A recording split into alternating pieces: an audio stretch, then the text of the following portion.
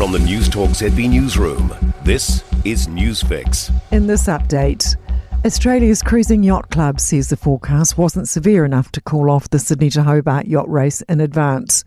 A sailor on board the Flying Fish Arctos and another on board Bowline died overnight after being struck by sail booms about 2 hours apart.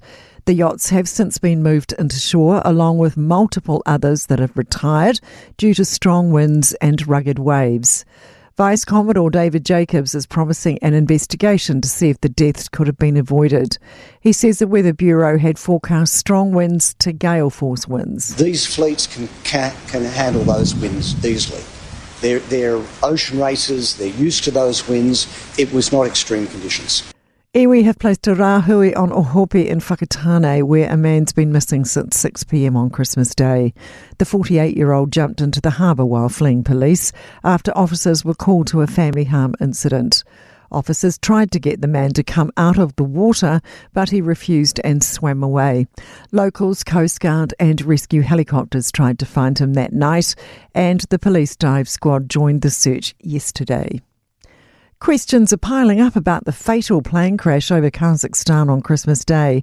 The Azerbaijan Airlines aircraft caught fire while attempting an emergency landing, and at least 38 people on board were killed. There's speculation it was downed by a Russian air defence system after holes were discovered in the body of the aircraft.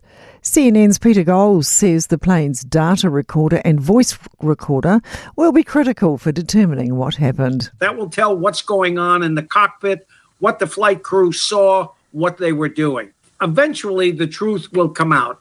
Devastation for staff of an Auckland CBD bar and restaurant placed into liquidation on Christmas Eve. The Mediterranean-style Vivace restaurant opened 33 years ago. Its closure will leave 20 people without a job. That's news. In sports, Indian assistant coach Abhishek Nair is downplaying the impact of the opening day run-in between Virat Kohli and Australian opener Sam Constas ahead of day 2 of the 4th cricket test in Melbourne. Kohli was fined at 20% of his match fee for colliding shoulder to shoulder with Constas at the end of the 10th over, leading to an exchange of words between the pair. Nair is confident tempers won't flare for the rest of the test due to the incident. You know, when you play a game like that, there's always going to be emotions, but I'm pretty sure that it's not as big as it seems. Play resumes at 12:30 with Australia 311 for 6. Liverpool have stretched their lead atop the Premier League standings to 7 points after a come-from-behind win, 3-1 over Leicester City at Anfield.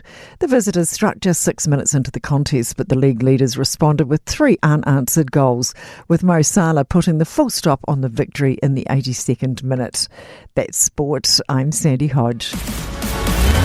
For more news, listen to Newstalk ZB live on iHeartRadio.